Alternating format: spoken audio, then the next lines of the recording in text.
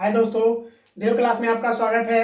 आज आप लोगों को हम बताएंगे, क्लास 11 फिजिक्स उठाए हैं। आज आप लोगों को पढ़ाएंगे कि मूल मात्रकों का को कैसे आप परिभाषित करोगे। ठीक है दोस्तों, मूल मात्रकों को कैसे परिभाषित करोगे, ठीक है ना। अभी तक तो हम लोग पढ़े थे प्राणी के बारे में, कितने प्रकार के सिस्टम होते हैं। 4 प्रकार के सिस्टम के बारे में आप लोगों को बताए थे। एमकेएस, एफपीएस, सीजीएस और एसआई सिस्टम के बारे में आप लोगों को हम बता दिए थे। ठीक है दोस्तों, आज आप लोगों को हम पढ़ा रहे हैं मूल मात्रकों एवं पूरक मात्रकों की परिभाषाएं। तो मूल मात्रक हमारे कितने कितने कितने थे भैया।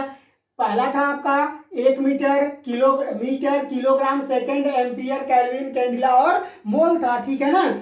हमारा पूरक मात्रक क्या था, जो हम लोग कोण और घन कोण निकाले थे। ठीक है ना, उसका मात्रक क्या था। ठीक है, इसको आप डिराइव कैसे करोगे उसके बारे में आज आप लोगों को हम बताएंगे, डेफिनेशन इसका दे करके। ठीक है, तो पूरक मात्रक जो है हम लोगों का दोस्तों रेडियन और स्टेरेडियन होता है। ठीक है ना, रेडियन और स्टेरेडियन होता है। देखिए पूरक का मतलब क्या है भैया, हम लोग किसी भी ऐसे अगर तिरछा में कोई रखा जाए, भूतल के धरातल के संपर्क में कोई सीढ़ी हम रख देते हैं, तो इसका हम मात्रक क्या निकालेंगे भाई, इसका मात्रक हम क्या निकालेंगे। इसलिए यहाँ पर हम लोग कोण का निर्माण कर देते हैं और यहाँ से इस पूरे बीच की दूरी को हम लोग नाप लेते हैं, जिसको हम लोग क्या कहते हैं, कोण कह देते हैं। अगर किसी घन के बारे में हम बात करते हैं या शंकु के बारे में हम बात कर लेते हैं दोस्तों, तो यहाँ पर ये हम लोगों का क्या होता है, यहां से और यहां तक का कोण जब निकालना होता है हम लोगों को दोस्तों, तो ये हमारा घन कोण होता है। ठीक है ना, यानी कि घन कोण का जो मात्रक होता है वो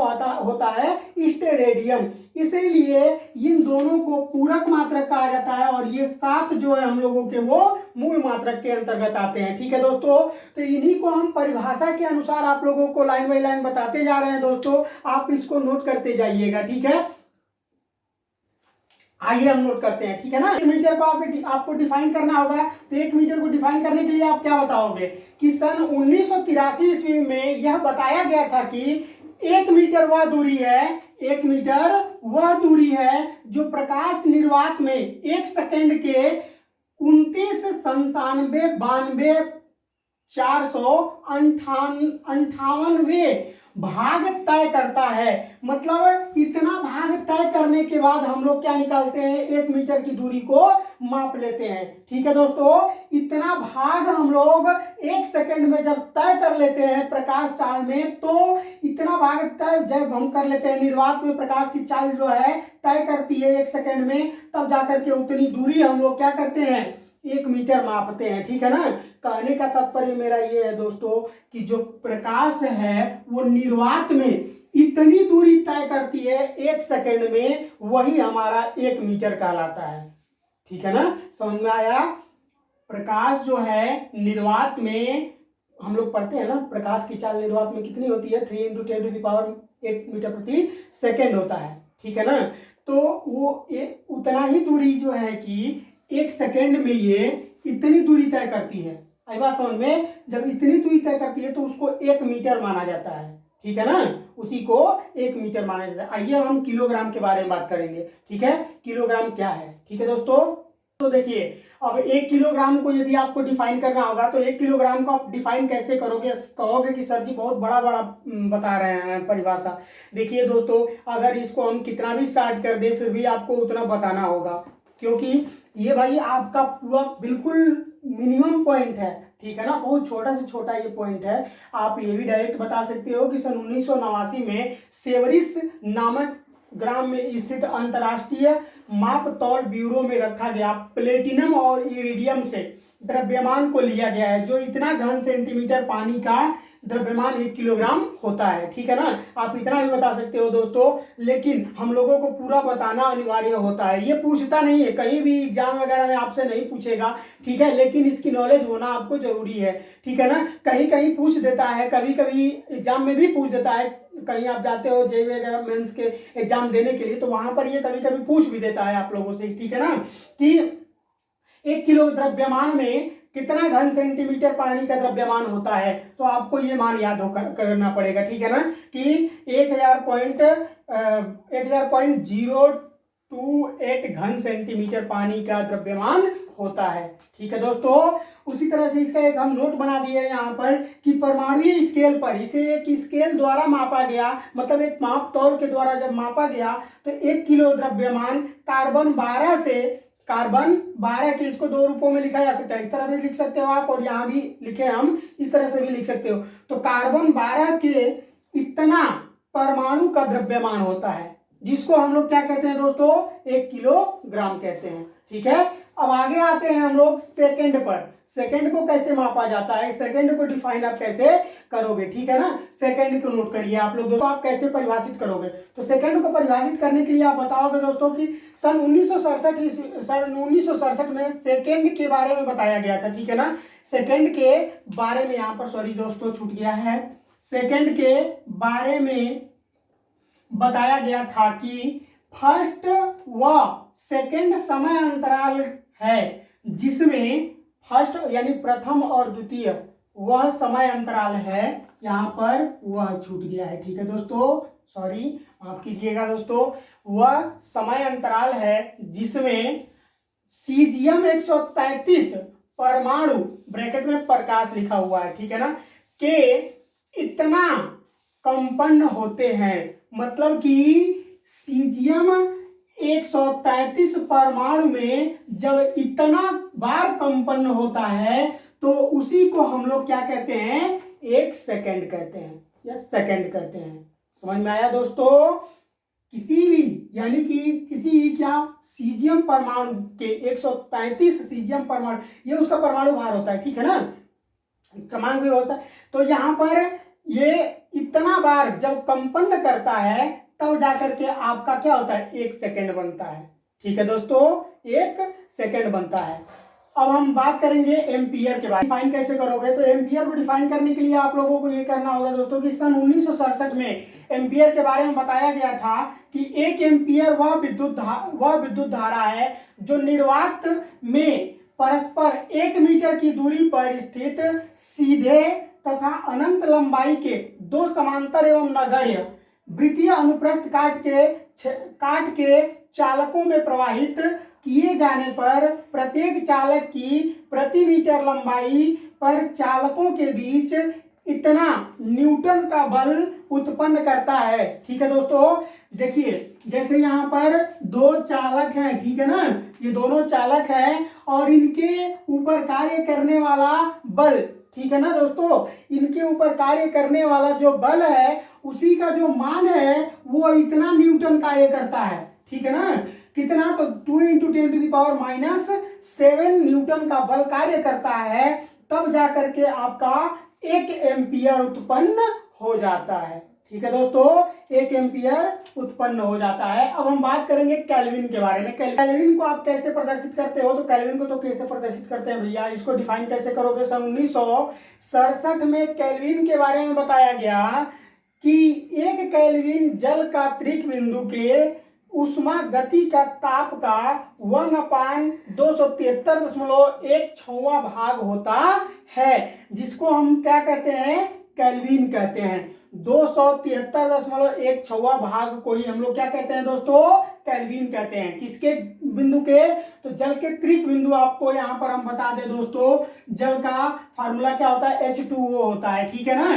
तो यहाँ पर 1 ऑक्सीजन से 2 हाइड्रोजन क्या होते हैं दोस्तों, जुड़े होते हैं, ठीक है ना, 2 हाइड्रोजन यहाँ पर जुड़े होते हैं। आई बात समझ में दोस्तों, इसलिए इसको त्रिक बिंदु बोला जाता है दोस्तों, या फिर इस तरह से भी आपका बन सकता है ये फार्मूला, ठीक है ना। तो जल का त्रिक बिंदु 1, 2 और 3 बिंदु, ठीक है, जल के त्रिक बिंदु से इसको लिया गया है। ठीक है, अब हम बाद में बात करेंगे कैंडिला की, ठीक है, सीडी से प्रदर्शित किया जाता है। इसमें बताया गया था सन 1989 में कैंडिला के बारे में बताया गया था कि एक कैंडिला की किसी दिशा में 540 × 10⁻12 हर्ट्ज आवृत्ति वाले स्रोत की ज्योति तीव्रता है, जो उस दिशा में 1/683 वाट प्रति स्टेरेडियम की विकिरण तीव्रता का एकवर्णीय प्रकाश उत्सर्जित करता है। यानी कि दोस्तों एकवर्णीय प्रकाश इतना भाग का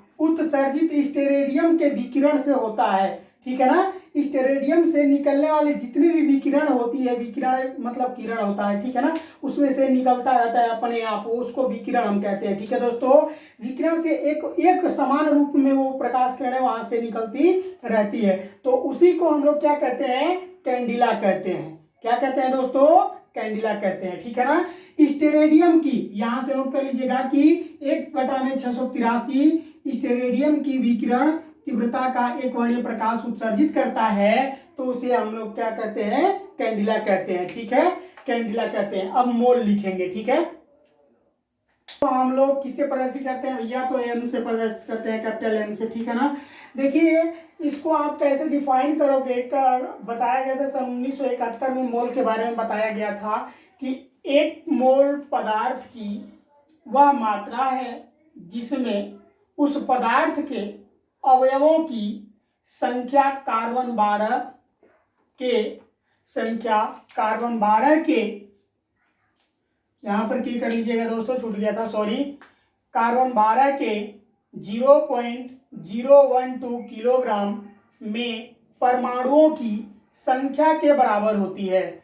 यानी कि एक मोल जो है इतना कार्बन 12 के इतना किलोग्राम परमाणुओं की संख्या के बराबर होती है, तो उसे हम लोग क्या कहते हैं दोस्तों, मोल कहते हैं। ठीक है। अब हम लोग बात करेंगे पूरक मात्रक के बारे में। तो पूरक मात्रक आपका रेडियन और स्टेरेडियन दिया हुआ है। ठीक है, पूरक मात्रक रेडियन और स्टेरेडियन दिया हुआ है दोस्तों। आइए देखते हैं। आपका रेडियन है, इसको आप कैसे डिफाइन करोगे, तो आप बताओगे कि एक रेडियन वह कोण है जो किसी वृत्त की त्रिज्या के बराबर लंबाई का चाप किसी वृत्त की त्रिज्या पर आंतरित करता है भैया। ठीक है, आप कैसे बताओगे, ये आपका कोई एक काल्पनिक सर्कल हो गया, इसके केंद्र पर, यहाँ पर हमने केंद्र मान लिया, केंद्र से एक दूरी ले लिए वृत्त की त्रिज्या पर। ठीक है ना, वृत्त की परिधि पर एक क्या ले लिए, दूरी ले लिए। अब जब यहां से और यहां तक ही आएगा भैया चल करके, तो इन्हीं के मध्य जो कोण बनेगा वो आपका इस टाइप से दिखाई देगा। ठीक है दोस्तों, वो आपका इस टाइप से दिखाई देगा। तो इसी को हम लोग क्या कहेंगे, एक रेडियन। कोण का मात्रक क्या होता है, रेडियन होता है। ठीक है दोस्तों, थीटा बराबर इसका फार्मूला होता है चाप बटा त्रिज्या। क्या होता है, चाप बटा त्रिज्या, यानी यहां से यहां तक की दूरी चाप हो गई, और केंद्र से देखो भैया, केंद्र यहां पर हमने लंगड़ा प्रकार रखा और यहां से यहां तक घुमा दिया। ठीक है ना, यहां से यहां तक हम घुमा दिए, तो ये आपका चाप हो गया भैया। ठीक है, और बटा में त्रिज्या, यहां से और यहां तक की जो दूरी हो गई वो त्रिज्या आपकी हो गई। तो थीटा बराबर चाप बटा त्रिज्या, इसी को हम लोग क्या कहते हैं, रेडियन कहते हैं। ठीक है दोस्तों, इसी को क्या कहते हैं, रेडियन कहते हैं। आइए अब हम स्टेरेडियन के बारे में जानेंगे कि स्टेरेडियन किसको कहते हैं। ठीक है दोस्तों, स्टेरेडियन। ठीक है, तो देखिए अब स्टेरेडियन के बारे में हम देखेंगे। स्टेरेडियन, एक स्टेरेडियन वह घन कोण है जो किसी गोले के त्रिज्या के वर्ग के बराबर क्षेत्रफल वाले गोले के पृष्ठ द्वारा उस गोले के केंद्र पर आंतरित होता है। अगर हम इसके बारे में बात कर ले दोस्तों, यह मान लिया जाए कोई एक शंकु है। ठीक है ना, क्या है, या फिर आप ऐसे ही मान लो भैया। ठीक है ना, एक सर्कल है। ठीक है, और इस सर्कल पर इस टाइप से कुछ क्षेत्रफल हम अर्जित कर लिए हैं, और कोई केंद्र मानकर इस दोनों क्षेत्रफल को हम लोग क्या किए, दोनों साइड से मिला दिए। ठीक है भैया, दोनों साइड से इसको हम मिला दिए, तो यहां से इसके बीच की जो दूरी होगी, ठीक है, इसी के बीच का कोण यहां पर हम लोग क्या करते हैं, आंतरित करते हैं, जिसमें तीन भुजाएं वो आपका क्या हो जाएगा, यहाँ पर घन कोण हो जाता है। ठीक है दोस्तों, तो क्षेत्र वाले गोल पृष्ठ के द्वारा उस गोले के केंद्र पर आंतरित कोण को, इसी पर आंतरित हम लोग कोण को क्या कहते हैं, घन कोण कहते हैं। ठीक है दोस्तों, इसका मात्रक घनकोण का मात्रक स्टेरेडियन होता है। तो ये तो दो आपके पूरक मात्रक बता दिए, यानी आप लोगों को पूरे मात्रकों के बारे में आप लोगों को हम डिफाइन करके बता दिए हैं दोस्तों। अगर ये वीडियो आप लोगों को पसंद आया हो तो इस वीडियो को लाइक करें तथा हमारे चैनल को सब्सक्राइब करें दोस्तों। अपने दोस्तों में अधिक से अधिक इसको शेयर करें। जो समझ में ना आए दोस्तों उसे हमारे कमेंट बॉक्स में कमेंट करके आप पूछ सकते हैं दोस्तों। धन्यवाद।